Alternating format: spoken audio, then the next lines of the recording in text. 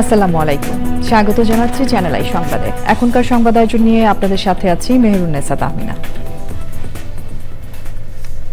বিস্তারিত সংবাদের শুরুতে জানিয়ে দিচ্ছি ফ্রেশ আটা ময়দা সুজি সংবাদ শিরোনামগুলো।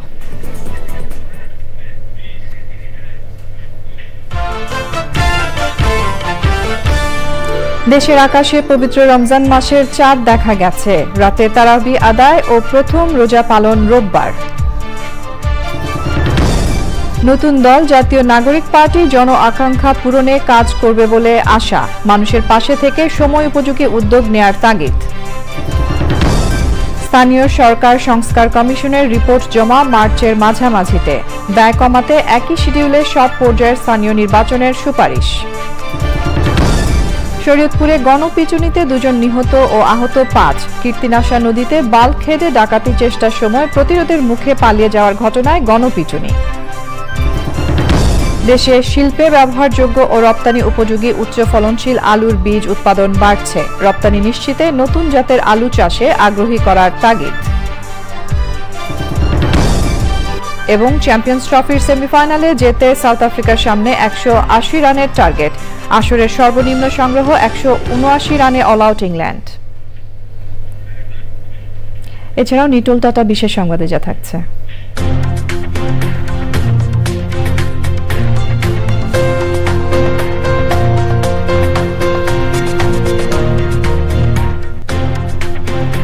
চীনে স্বর্ণের কড়াই ব্যবহার করে সাড়া ফেলার খবর।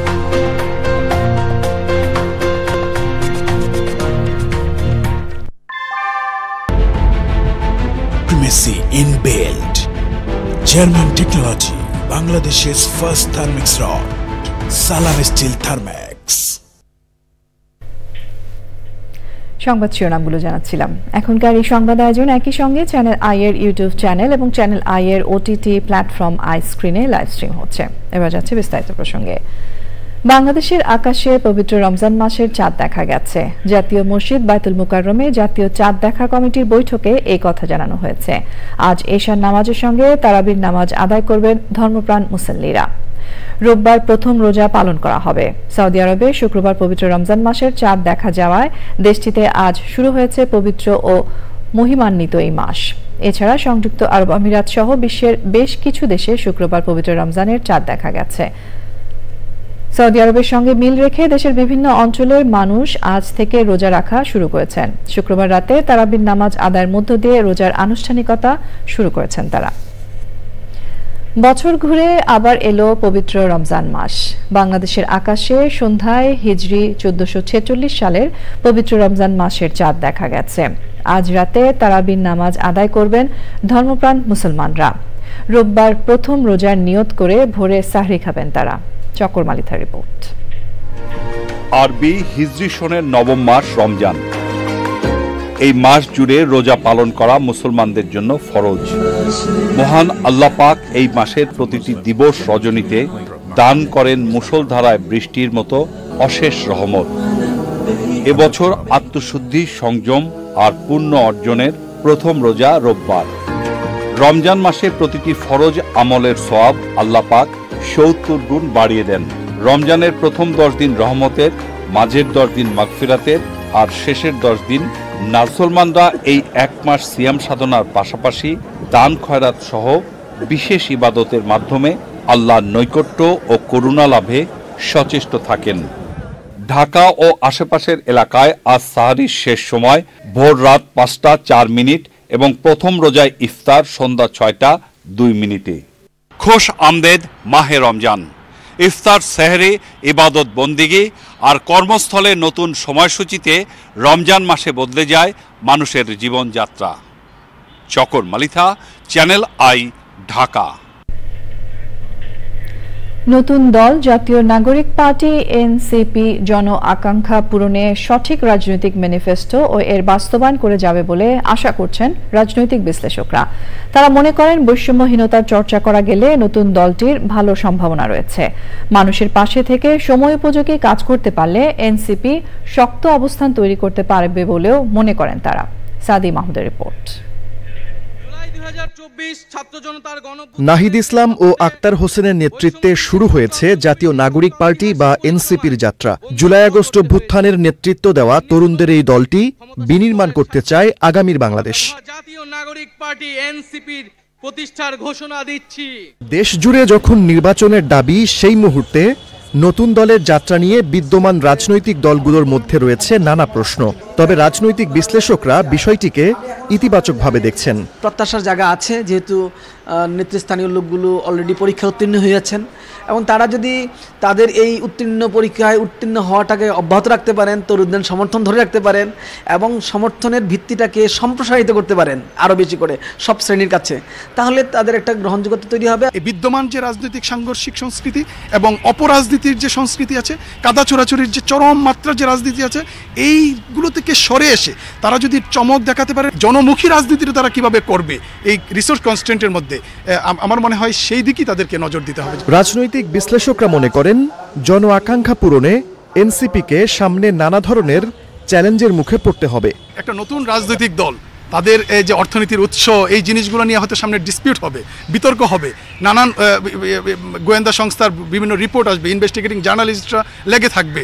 সো আমি চ্যালেঞ্জ একটু বেশি দেখছি তাদের জন্য। গতানুগতিক রাজনৈতিক দলগুলোর বিরুদ্ধে যে অভিযোগ আছে, দুর্নীতি, অপসংস্কৃতি এবং মানুষের বাড়িঘর দখল, চাঁদাবাজি, এই জায়গা থেকে যদি তারা মুক্ত না থাকতে পারে, এই নতুন দল হানাহানি মারামারি থেকে মুক্ত না থাকতে পারে, তাদের কোনো আপিল থাকবে না। তারা যদি তাদের কর্মীদের মধ্যে, নেতাকর্মীদের মধ্যে এই উদ্দীপনা তৈরি করতে পারে যে তারা নাগরিকের অধিকার নাগরিকের কাছে ফিরিয়ে দিবে, বাস্তবেই মুখে নয়, তাহলেই সম্ভব তাদেরকে সারভাইভ করা। বাংলাদেশের রাজনীতিতে দীর্ঘমেয়াদে টিকে থাকতে হলে নতুন দলের নেতাকর্মীদের সবসময় কৌশলী থাকার পরামর্শও দিয়েছেন বিশ্লেষকরা। সাদি মাহমুদ, চ্যানেল আই, ঢাকা। জুলাই গণ অভ্যুত্থানে শহীদদের কবর জিয়ারত ও শ্রদ্ধা নিবেদনের মধ্য দিয়ে সাংগঠনিক কার্যক্রম শুরু করেছে বাংলাদেশ গণতান্ত্রিক ছাত্র সংসদ। সংগঠনের নেতারা রায়ের বাজার কবরস্থানে শ্রদ্ধা নিবেদন করেন। সেই সময় বাংলাদেশ গণতান্ত্রিক ছাত্র সংসদের ঢাকা বিশ্ববিদ্যালয় শাখার আহ্বায়ক আব্দুল কাদের বলেন, যে উদ্দেশ্যে জুলাই আগস্টে ছাত্র জনতা জীবন দিয়েছে, সেই উদ্দেশ্য বাস্তবায়নই নতুন সংগঠনের মূল লক্ষ্য। সেই সময় বাংলাদেশ গণতান্ত্রিক ছাত্র সংসদের সদস্য সচিব জাহিদ আহসান এবং সংগঠনের অন্য নেতারা উপস্থিত ছিলেন।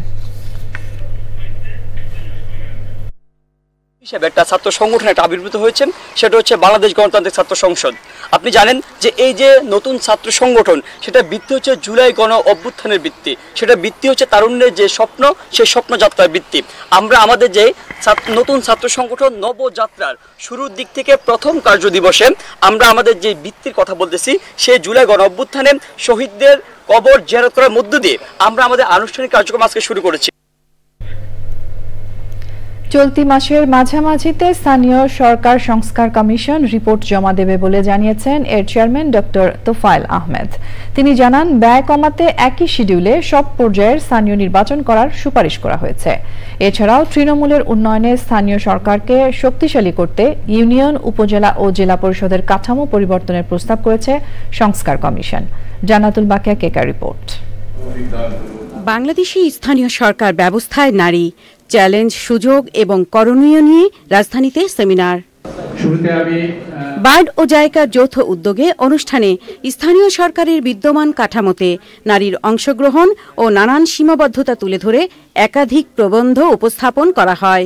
এটা আমাদের একটু মনে রাখতে হবে, রাজনৈতিক সহিংসতা ও হুমকি, মুসলমানদের অনেক হুমকি থাকে, আর্থিক সীমাবদ্ধতা থাকে, তারা তো ফান্ড করতে পারেন না ইলেকশনের জন্য, প্রশাসনিক কাঠামোগত দুর্বলতার তারা শিকার। স্থানীয়ভাবে নারী নেতৃত্ব ও নারীর অংশগ্রহণ বাড়াতে দলীয় প্রতীকের বাইরে ঘূর্ণায়মান পদ্ধতিতে নির্বাচনের সুপারিশ করেছে সংস্কার কমিশন। এর মাধ্যমে নারীদের সমসুযোগ হবে, সেম কনস্টিটিউয়েন্সি হবে এবং সরাসরি নির্বাচিত হবে এবং তারা একই রকম প্রিভিলেজ উপভোগ করবে। এছাড়াও বিচারকের তত্ত্বাবধানে সালিশ ব্যবস্থাপনা ও বিকল্প বিরোধ নিষ্পত্তির কার্যক্রম বাড়ানোর মাধ্যমে প্রান্তিক মানুষের বিচার পাওয়ার প্রস্তাব করেছে স্থানীয় সরকার সংস্কার কমিশন। এটা যে কোনোভাবে দেওয়ানি ফৌজদারি দুইটা আদালত উপজেলায় যেতে হবে, কারণ মানুষ এখন মামলা করতে পারছে না, আর মাঝখানে দেখতে পাচ্ছেন না একটা বিচার, বিকল্প বিচার বিরোধ নিষ্পত্তি, এডিআর, একজন সিনিয়র অ্যাসিস্ট্যান্ট জাজ অথবা সহকারী জাজের নেতৃত্বে এটা এডিআর সিস্টেম প্রত্যেক থানায় অফিস করতে হবে। এবং এই এডিআর সিস্টেমটা এই দেওয়ানি থেকেও পাঠাবে, ফৌজদারি থেকেও পাঠাবে। যেগুলো আপোষে মীমাংসা করা যায় এগুলো নিয়ে বছরের পর বছর মামলা করার কোনো দরকার নাই। স্থানীয় সরকারকে শক্তিশালী করতে সংশ্লিষ্ট মন্ত্রণালয়ের নাম পরিবর্তনের সুপারিশ করেছে কমিশন। Jannatul Baka Keka, channel I, Dhaka. শরীয়তপুরে ডাকাতির চেষ্টার ঘটনায় গণপিটুনিতে 2 জনের মৃত্যু হয়েছে, আহত হয়েছেন 5 জন। এর আগে ডাকাতদের গুলি ও ককটেলের আঘাতে আহত 4 জন হাসপাতালে চিকিৎসাধীন রয়েছেন। শুক্রবার রাত 11টার দিকে মাদারীপুরে কীর্তিনাশা নদীতে একটি বাল্ক হেডে ডাকাতির চেষ্টার সময় কর্মচারী ও এলাকাবাসীর প্রতিরোধের মুখে শরীয়তপুরের দিকে পালিয়ে যায় ডাকাতরা। পরে শরীয়তপুরে এলাকাবাসী তাদের ধরে পিটুনি দেয়। শরীয়তপুর প্রতিনিধি SM মুজিবুর রহমানের রিপোর্ট। মাদারীপুর থেকে ডাকাতদের একটি সংঘবদ্ধ দল শরীয়তপুরে ঢুকেছে এমন তথ্য ছড়িয়ে পড়ে সামাজিক যোগাযোগ মাধ্যমে। এরপর বিভিন্ন এলাকায় মসজিদের মাইক থেকে সতর্কবার্তা প্রচারে ডাকাত প্রতিরোধে স্থানীয়রা টর্চ লাইট ও লাঠিসোঁটা নিয়ে কীর্তিনাশা পারে জড়ো হয়। রাত আনুমানিক 11:15টার দিকে আঙ্গারিয়া এলাকা থেকে রাজগঞ্জ পর্যন্ত হাজারো জনতা নদী এবং নদীর পাড়ে ভিড় জমায়। স্থানীয়দের প্রতিরোধের মুখে ডাকাত দল স্পিড বোট রেখে গুলি ও ককটেলের বিস্ফোরণ ঘটিয়ে ডোমসার এলাকার দিকে যাওয়ার চেষ্টা করে। ডাকাতদের গুলি ও ককটেলের আঘাতে আহত হয় 4 এলাকাবাসী। এ সময় গণপিটুনির কবলে পড়ে 7 ডাকাত। পুলিশ ডাকাতদের উদ্ধার করে শরীয়তপুর সদর হাসপাতালে নিয়ে গেলে চিকিৎসক 2 ডাকাতকে মৃত ঘোষণা করেন। আমাদের উদ্দেশ্য করে গুলি ছেলে এবং ককটেল বিস্ফোরণ করে তাদের এগুলো এক পর্যায়ে শেষ হওয়ার ফলে তারা নিরিবিলি একখানে স্পিড বোট থেকে তারা পালিয়ে যাচ্ছিল, কিন্তু আসলে এলাকার জনগণ সবাই নেমে যাওয়ার কারণে তারা আসলে পালাতে ব্যর্থ হয়। মাইকে শুনতে পাই আসি মুন্সিয়ার আইসা শুনতে পাই যে ওরা ওই যে আপনার ওই ট্রলার দেওয়া ওই জাহাজ দেওয়া আটকানো হয়েছে। আটকানোর পরে ওরা মনে করেন গুলি এবং ককলেট সরছে। 7 জনের মধ্যে 5 জন আশঙ্কাজনক অবস্থায় আসছে, তাদেরকে প্রাইমারি চিকিৎসা দেওয়া হয়েছে। আর 2 জন আসার পর আমরা দেখে তাদেরকে মৃত পেয়েছি, তারা জীবিত নেই। ডাকাতির ঘটনা প্রতিরোধে প্রয়োজনীয় ব্যবস্থা গ্রহণের আশ্বাস পুলিশ সুপারের। স্থানীয় জনগণ তাদেরকে পিছু ধাওয়া করে এবং তাদেরকে এক পর্যায়ে ধৃত করে তাদেরকে গণপিটুনি দেয় এবং ঘটনা শোনার সাথে সাথেই পুলিশের পক্ষ থেকে অতিরিক্ত ফোর্স নিয়ে ঘটনাস্থলে যাওয়া হয় এবং আমরা 7 জন ডাকাতকে ধৃত করি। জনগণের সাথে মিশে যাওয়া আর এক ডাকাতকে শনিবার সকালে পুলিশের হাতে তুলে দেয় জনতা। SM Mujibur Rahman, channel I, Shariatpur. Chips এবং ফ্রেঞ্চ ফ্রাই হিসেবে আলুর চাহিদা দিন দিন বাড়ছে। ফলে শিল্পে ব্যবহারযোগ্য আলুর বিভিন্ন জাতের বীজ উৎপাদন করছেন আলু বীজ উৎপাদনকারী প্রতিষ্ঠানগুলো। তারা বলছেন আলু রপ্তানি বাড়াতে হলে শিল্পে ব্যবহারযোগ্য আলু উৎপাদন বাড়াতে হবে। বিস্তারিত শাইখ সিরাজের রিপোর্টে। রংপুরের ঈশ্বরপুর গ্রামের এই মাঠে যতদূর চোখ যায় চোখে পড়ে বিভিন্ন জাতের আলুর গাছ।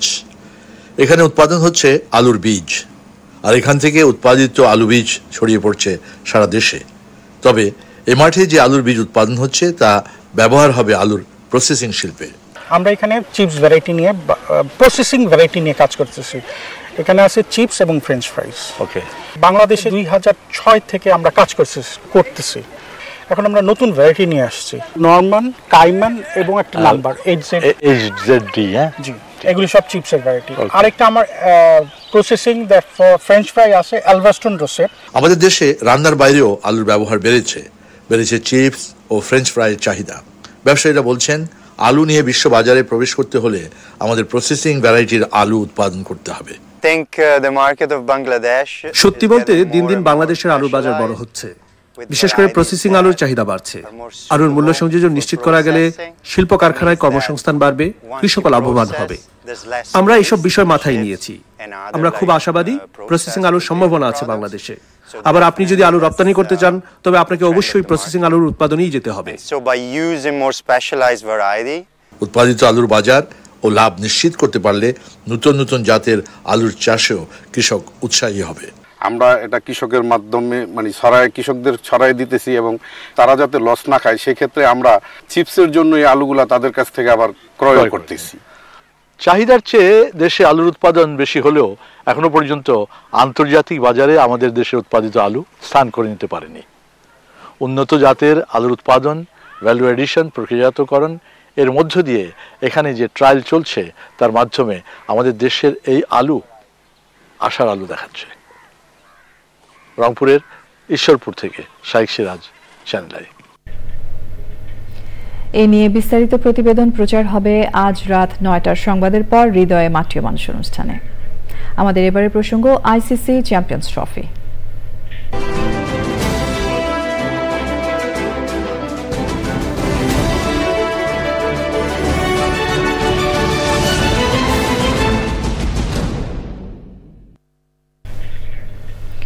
আইসিসি চ্যাম্পিয়ন্স ট্রফির বি গ্রুপের শেষ ম্যাচে মুখোমুখি হয়েছে সাউথ আফ্রিকা ও ইংল্যান্ড। টুর্নামেন্ট থেকে আগে ইংলিশদের বিদায় নিশ্চিত হয়েছে। তাদের জন্য এটি শুধুই নিয়ম রক্ষার ম্যাচ। তবে এই ম্যাচ জিতলে বি গ্রুপের দ্বিতীয় দল হিসেবে সেমিফাইনালে উঠবে সাউথ আফ্রিকা। করাচি স্টেডিয়ামে ইংল্যান্ডের দেয়া ১৮০ রানের টার্গেটে ব্যাট করছে সাউথ আফ্রিকা দল। আগে ব্যাট করে ১৭৯ রানে অল আউট হয় ইংলিশরা। এটি এবারের আসরের সর্বনিম্ন দলীয় স্কোর। ইনিংসে সর্বোচ্চ ৩৭ রান করেন জোরুট। প্রোটিয়াদের হয়ে মার্কো জেনসেন ও মুল্ডার নিয়েছেন ৩টি করে উইকেট। জবাব দিতে নেমে শেষ খবর পর্যন্ত সাউথ আফ্রিকার সংগ্রহ ২ উইকেটে ৫৭ রান।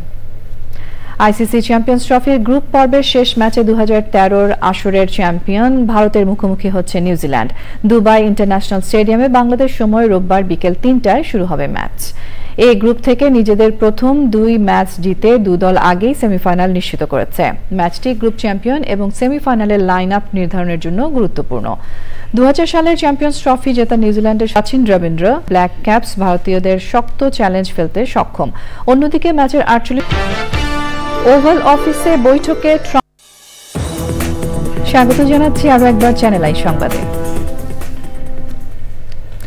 ঢাকা মেট্রোপলিটন পুলিশের অতিরিক্ত কমিশনার রেজাউল করিম মল্লিক বলেছেন, মহানগরীর বিভিন্ন এলাকার চিহ্নিত সন্ত্রাসীদের বিরুদ্ধে অল আউট অ্যাকশনে যাচ্ছে ডিবি।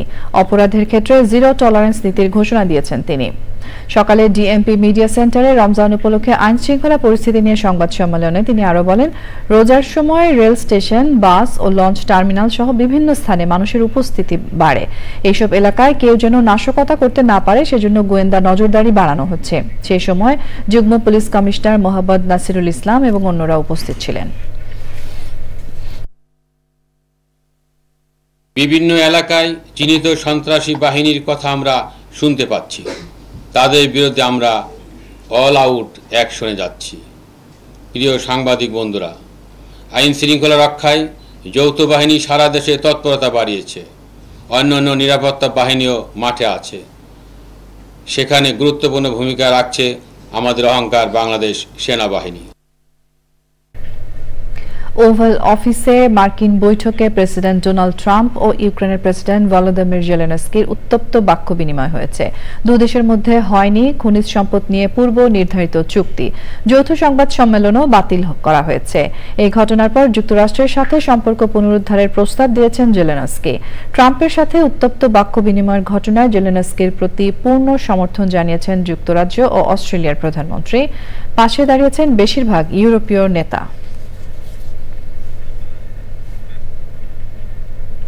আইস্ক্রিন সাংস্কৃতিক সংবাদ।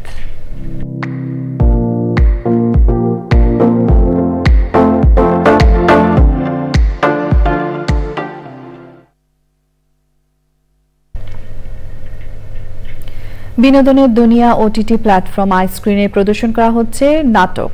সেদিন ছিল শুক্রবার। সত্য মিথ্যার গল্প নিয়ে এগিয়েছে নাটকটির গল্প।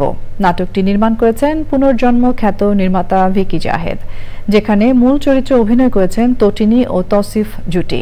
আইস্ক্রিন সাবস্ক্রাইব করে নাটকটি উপভোগ করতে পারবেন দর্শকরা।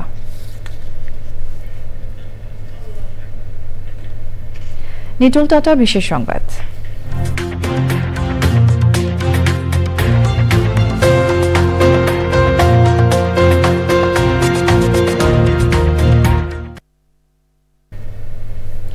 চীনে স্বর্ণের কড়াই ব্যবহার করে সাড়া ফেলেছেন এক নারী। শেনজেনের সুইবেই এলাকার স্বর্ণ ব্যবসায়ী ওই নারীর কড়াই তৈরিতে খরচ হয়েছে ৯৭,০০০ মার্কিন ডলার বা ১,১৮,৮৯,০০০ টাকা।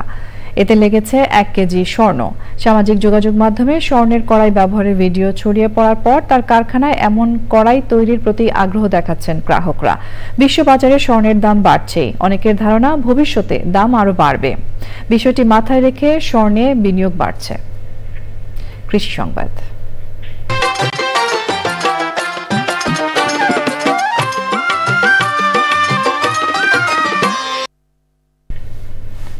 মেহেরপুরে গাছে গাছে শোভা পাচ্ছে আমের মুকুল। প্রাকৃতিক দুর্যোগ, হপার প্রকার সংক্রমণ প্রতিরোধ সহ ফলের গুটি যেন ঝরে না যায়, তাই গাছের পরিচর্যায় ব্যস্ত সময় পার করছেন সংশ্লিষ্টরা। সঠিক পরিচর্যা ও আবহাওয়া অনুকূলে থাকলে ফলন ভালো হওয়ার আশা করছেন বাগান মালিকরা। এবারে রয়েছে প্রকৃতি সংবাদ।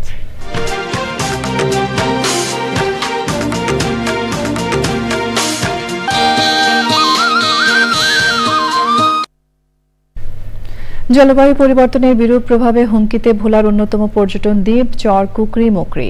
সেই সাথে বেপরোয়া বন উজাড়, শিকারীদের দৌরাত্ম্য আর প্লাস্টিক বর্জ্যের কারণে ধ্বংস হচ্ছে দ্বীপের পরিবেশ প্রতিবেশ।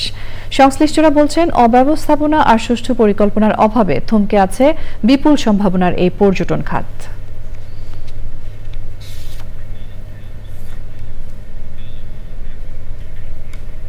পূবালী ব্যাংক বাণিজ্য সংবাদ।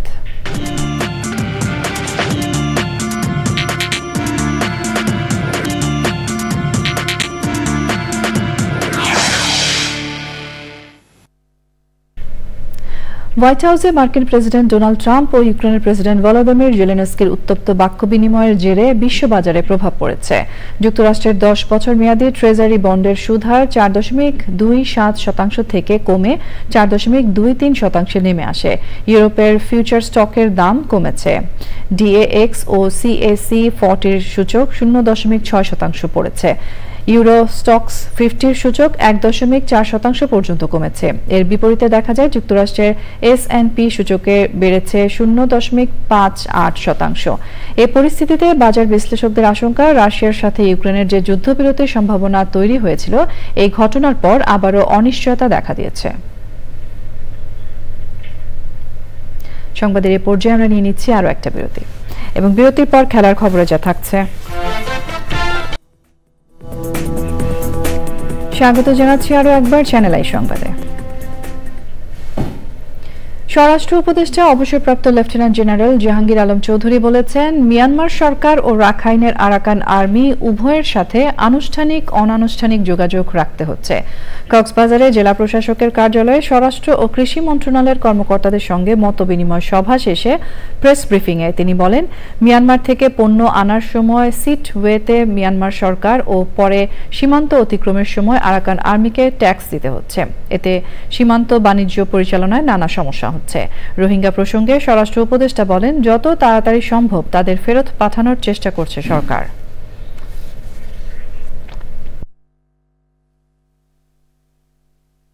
এখন হয় কি দেন, ওই ইসের থেকে যেহেতু জিনিসপত্র আনার সময় সীমা মিয়ানমারের এলাকা ধরেন ইসের থেকে মাল আসবে, সিট থেকে মাল আসবে, ওরা ওখান থেকে ট্যাক্স নেয়, আবার এদিকটা ক্রস করার সময় আরাকান আর্মিও নেয়। এটা একটা ডিফিকাল্ট সিচুয়েশন, কিন্তু এই জন্য কিন্তু হাই রিপ্রেজেন্টেটিভ করা হয়েছে একজন খলিলুর রহমান ভাইরে দিয়া, মানে উনি উপদেষ্টাদেরই সহমর্যাদার। এইটাকে কিভাবে সলভ করা যায়, এই জন্য সরকারও কিন্তু চিন্তা করে। এটা একটা বড় ধরনের সমস্যা, যেহেতু কক্সবাজার যদিও অফিসিয়ালি 12 লাখ রোহিঙ্গাকে এখানে আশ্রয় দেওয়া হয়েছে, কিন্তু সংখ্যা কিন্তু আরো বেশি, এবং তারা কিন্তু বিভিন্ন অপকর্মের সাথে জড়িয়ে গেছে, বিভিন্ন অপকর্মের সাথে জড়িয়ে গেছে। এখন তাদের আমরা কত তাড়াতাড়ি আমরা যদি তাদের এলাকায় বা তারা যেই এলাকার বাসিন্দা, যেই দেশের বাসিন্দা ফেরত দিতে পারি, অতই আমাদের জন্য মঙ্গল। সরকারি প্রতিষ্ঠান থেকে দুর্নীতিবাজদের সরাতে প্রধান উপদেষ্টা ডক্টর মোহাম্মদ ইউনূসকে আহ্বান জানিয়েছে দুর্নীতি বিরোধী জাতীয় সমন্বয় কমিটি। দুর্নীতি নির্মূল নিয়ে জাতীয় প্রেস ক্লাবে আলোচনা সভায় এই আহ্বান জানিয়েছেন প্রধান আলোচক ও দুর্নীতি বিরোধী জাতীয় সমন্বয় কমিটির সাধারণ সম্পাদক সারওয়ার ওয়াদুদ চৌধুরী। উপদেষ্টা পরিষদ থেকেও দুর্নীতি নির্মূলের আহ্বান জানান তিনি। জাতীয় ঐক্য সঠিকভাবে ধরে না রাখলে গণতন্ত্র হুমকির মুখে পড়বে বলে মনে করে দুর্নীতি বিরোধী জাতীয় সমন্বয় কমিটি। সেই সময় দুর্নীতি বিরোধী আন্দোলনে যুক্ত হতে সর্বস্তরের জনগণকে কমিটিতে যুক্ত হওয়ার আহ্বান জানিয়েছেন তারা।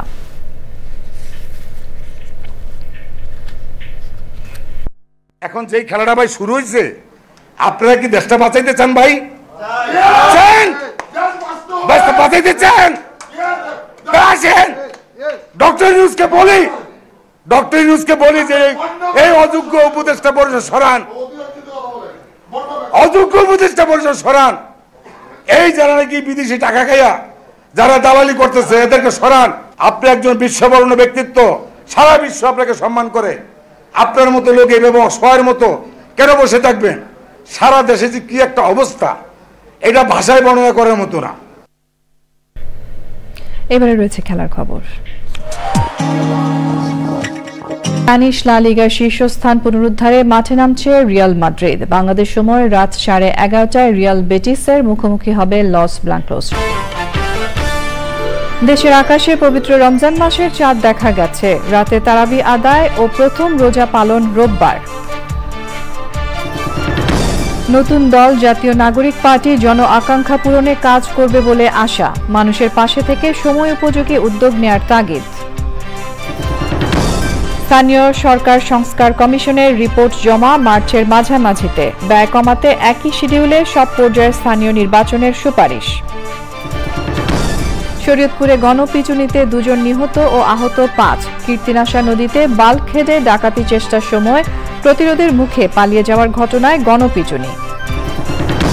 দেশে শিল্পে ব্যবহারযোগ্য ও রপ্তানি উপযোগী উচ্চ ফলনশীল আলুর বীজ উৎপাদন বাড়ছে। রপ্তানি নিশ্চিতে নতুন জাতের আলু চাষে আগ্রহী করার তাগিদ। এবং চ্যাম্পিয়ন্স ট্রফির সেমিফাইনালে যেতে সাউথ আফ্রিকার সামনে 180 রানের টার্গেট। আসরের সর্বনিম্ন সংগ্রহ 179 রানে অল আউট ইংল্যান্ড।